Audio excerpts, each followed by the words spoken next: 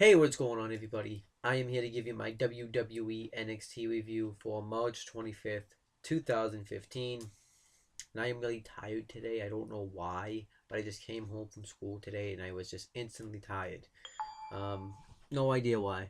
Um, but let's get right into the show. Alright, so we get Rich Brennan and Corey Graves on commentary for this show. Um, We get Sasha Banks defending the NXT Championship against, well, the NXT Women's Championship against Alexa Bliss. I thought this was a good match. It wasn't like an amazing match, but it was a good match. Um, and it had some solid stuff in it. Sasha Banks dominated the portion of the match, and then Alexa Bliss took control. She hit like a roll up with a head scissors, and Sasha Banks kicked out of it. Um, Sasha Banks hit the double knees with the in the ropes, and then she got her into like a the bank statement, I think they call it, with her submission move that she normally does, and then Alexa Bliss went to go off the top rope, but then Sasha Banks did an arm drag and got her in a crossface, and Alexa Bliss tapped out, so Sasha Banks retained the championship. I thought it was a good match though, and I'm enjoying Sasha Banks' run as NXT Women's Champion. Um, and then we get Kevin Owens backstage, and he talks about how him and Finn Balor came into the NXT around the same time, and they both have made big impacts. Um, and he also says that Kevin Owens has made more of an impact though because he came in 2 months in, he became the new NXT champion. And all Finn Balor's done is just dressed up like a demon, and you may look impressive, but it's not gonna be enough to beat me for the NXT championship. And then they play this video package of Kevin Owens talking about pretty much the same thing, just in video package form. It shows his career, what's been going on with him in NXT. So that was cool. And then Tyler Breeze gets interviewed and says and he gets asked like what's next for him, and he said now that he's beaten Hideo Itami, he doesn't call him Hideo Itami, he calls him Hideo Ugo or something like that, and he says that he is going to now get back on track and become the new number one contender to the NXT Championship. And then Hideo Itami comes up and says that I've beaten you too. So he challenges him next week to a 2 out of 3 falls match. I thought that was awesome. I can't wait to see that match. That should be a very good match. So I can't wait to see that match. So then we get a video package for this new woman that's going to be debuted. Her name is Dana Brooke. I saw she was impressive last week, so I'm looking forward to seeing her, and she is very hot actually. She's actually pretty hot. So I don't really know anything about Dana Brooke, but we'll see. We'll have to see once she makes an appearance on NXT. Um, and then Finn Balor gets interviewed and says tonight he's not going to dress up like a demon. He's just going to be Finn Balor, and he says that he doesn't do any talking. He does all his talking in the ring. And then they play this video package for Finn Balor talking about showing his run with in NXT and how when he dresses up like the demon, it makes him feel like he's like a different kind of person.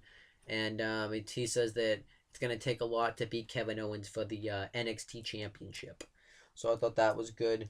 And we get Colin Cassidy, Enzo Amore, and Carmella backstage. And Wesley Blake and Buddy Murphy come up and give Carmelo a gift because they feel bad about what happened when she got knocked over. And they give her some jewelry, and she actually likes the jewelry. And she asks Cass and Amore why they never give her jewelry. And Enzo's like, "This is probably fake. I know a guy that can test this stuff."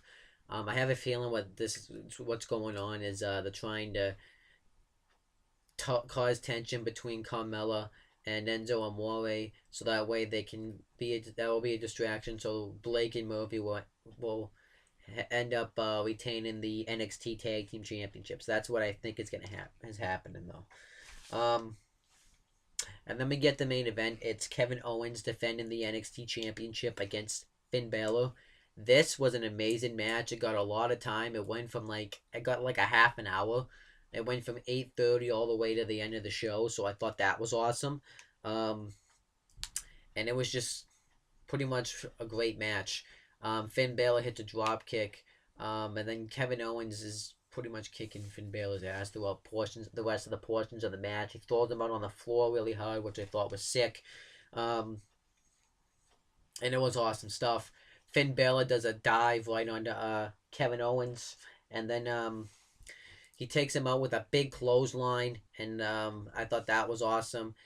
He hit Kevin Owens tries to hit a power bomb, but Finn Balor ends up hitting he ends up doing a drop toe hold and ends up hitting the double stomp. I thought that was cool. Um, Finn Balor just started taking out Kevin Owens with clotheslines, and then Kevin Owens exchanged clotheslines with him. Um, Finn Balor went off the top and did a double stomp to the back, but Kevin Owens kicked out of it. Trying to think of more stuff. Finn Balor hit a Pele, and Kevin Owens kicked out of that. And then he hits two drop kicks in the corner, but then he goes for the second one, well, the third one, and then he gets drop kicked right into the turnbuckle. And Finn Balor ends up hurting his leg, so Kevin Owens starts targeting the injured leg of Finn Balor. He gets him in a half Boston Crab, and Finn Balor ends up getting the ropes. Then eventually Finn Balor hits a reverse underhook DDT, but Kevin Owens kicks out of that. And then he hits a drop kick in the corner. And then Kevin Owens ends up going up on the top, and Finn Balor hits an Insiguri, and he's about to do some sort of move off the top. And then Finn Balor does some sort of like suplex right off the ropes. That's what Owens does, and Finn Balor kicked out of that, and I was like, wow. So then Kevin Owens hit the cannonball 3 times in the corner. Well, once in the corner, and then he did it again, but this time he did it to target his leg, which was awesome. It was just awesome stuff. And then he does it again, and then he misses, and then Finn Balor does the drop kick into the corner. He hits the coup de grace, which is when he goes off the top and does the double stomp to the stomach. That's what it's called. But his leg is too hurt to make the cover, so he can't make it. And then Kevin Owens ends up hitting the power bomb, covers Balor, and gets the win and retains the championship. And that's how the show ended. Overall, that was a great main event. It was an awesome match to watch, and this was the whole reason to watch NXT this week. The whole show pretty much was building up to that match, and the women's match between Sasha Banks and Alexa Bliss was actually pretty good too. But overall, I really did like this show. They made it feel special. This Kevin Owens Finn Balor match really made this really good. So overall, I'm going to say that this was a pretty awesome episode of NXT this week.